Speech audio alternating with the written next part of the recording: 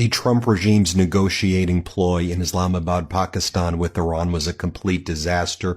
The Trump regime showed up and they tried to change the 10-point negotiating framework that they previously agreed to with Iran. Iran said, no, we're sticking with the framework you previously agreed to. And then the Trump regime basically said, if you don't agree to our demands, we're going to kill all of your negotiators. And how did they do that? During the mediation in Islamabad, they planted a story in the Washington Post, which basically suggested killing the negotiators. Also, Donald Trump made a social media post saying the only reason we're keeping these negotiators alive is so that they can negotiate and give up. And the Iranian negotiators, who were the top leaders within Iran, said, well, your threats don't intimidate us. We showed what we can do during this war, and we could strangle the global economy if we want to, and especially the United States economy, and will help our allies and destroy the United States and their allies.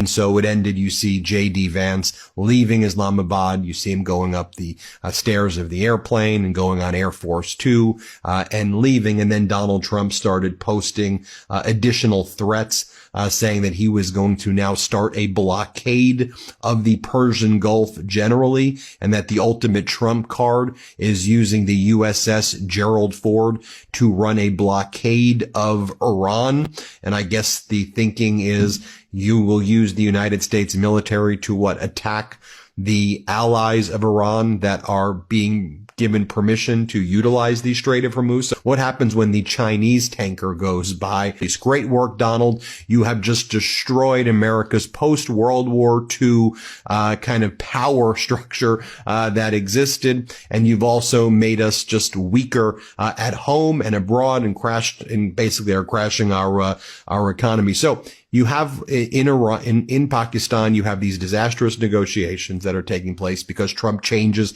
the framework. So during the negotiations, the U.S. and Iran, they're in Pakistan, they're in Islamabad, right? They're having these negotiations. Then it's reported that the United States is sending 2 destroyers into the Strait of Hormuz. So Iran sends a naval vessel, identifies these destroyers and says, turn around.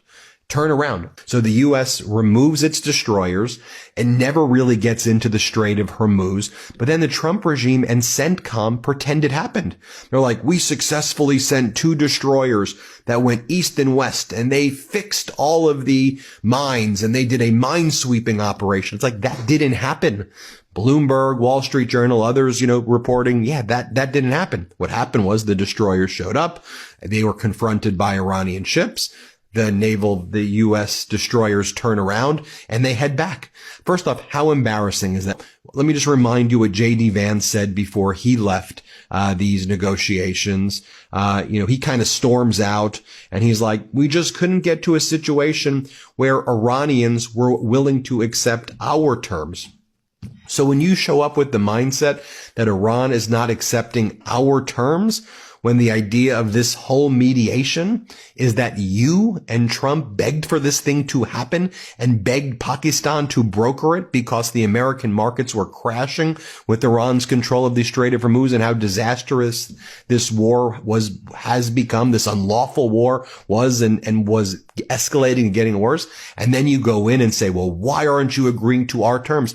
You agreed to their negotiating framework and then you tried to change it up on them. That's like the height of bad faith. Thanks for watching. Be sure to add the Midas Touch podcast on Apple Podcasts, Spotify, or wherever you get your podcasts for new updates every single day.